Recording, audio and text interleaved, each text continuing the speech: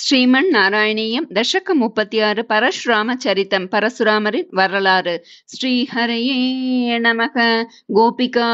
ஜீவனஸ்மரணம் கோவிந்த கோவிந்தா.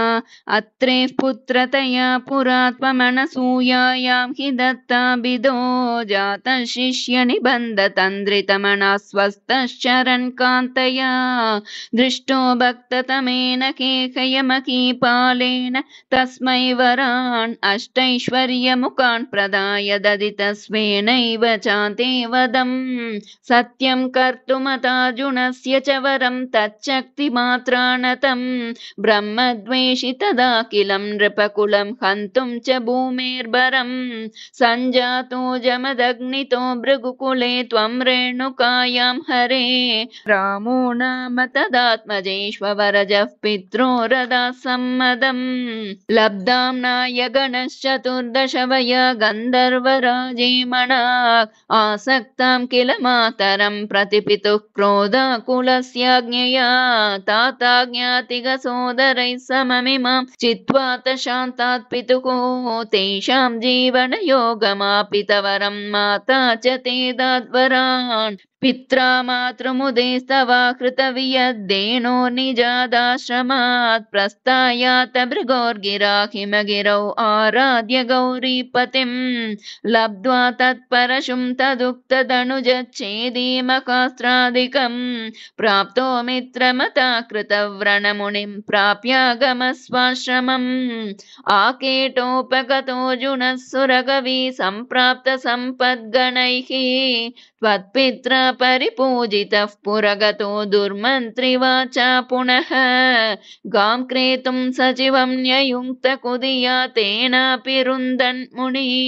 प्राणक्षेप सरोषगोहत चमूचक्रेण वत्सो कृतः शुक्रो जीविततातवाक्यचलित क्रोधोत सख्या समं बिभ्रद्यातमहोदरोपनिहितं चापं कुटारं शरान् आरूढः सकवाकयन्त्रुकरतं माहिष्मतीमाविशन्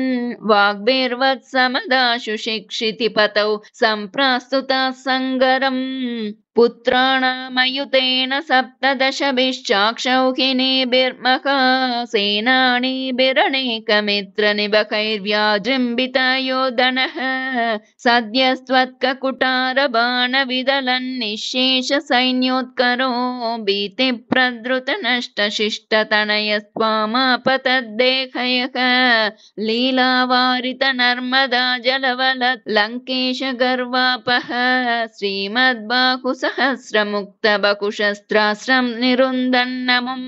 चक्रे त्वय्यत वैष्णवेऽपि विपले बुद्ध्वा हरिं त्वां मुदा ध्यायन्तं चित सर्वदोषमवधि सोगात् परं ते पदम् भूयो मर्षितकेहयात्मजगणैस्ताते कते रेणुकाम् आज्ञानां हृदयं निरीक्ष्य बकुशो घोरां प्रतिज्ञां वहन् ध्यानानीतरतायुधस्वमकृता विप्रद्रुह क्षत्रियान् दिक्चक्रेषु कुटारयन् विशिकयन् निक्षत्रियां मेदिनीं तातो जीवनकृन्नृपालककुलं त्रिसप्तकृत्वोजयन् सन्तर्प्यात समन्त पञ्चकमहारक्तह्रदौगे पितॄन् यज्ञेक्ष्मामपि काश्यपादिषु दिशन् साल्वेन युध्यन् पुनः कृष्णो मुं निघनिष्यतीति शमितो युद्धात् कुमारैर्भवान् न्यस्यास्त्राणि महेन्द्र भूभृति तपस्तन्वन् पुनर्मज्जितां गोकर्णावधि सागरेण धरणिं दृष्ट्वार्तितस्तापसैः ध्यातेश्वासधृतानलास्त्रचकितं सिन्धुं स्रुवक्षेपणात् उत्सार्यो धृतकेरलो भृगुपते वातेश संरक्ष माम्. श्रीहरये नमः. गोपिका जीवनस्मरणं गोविन्द गोविन्द.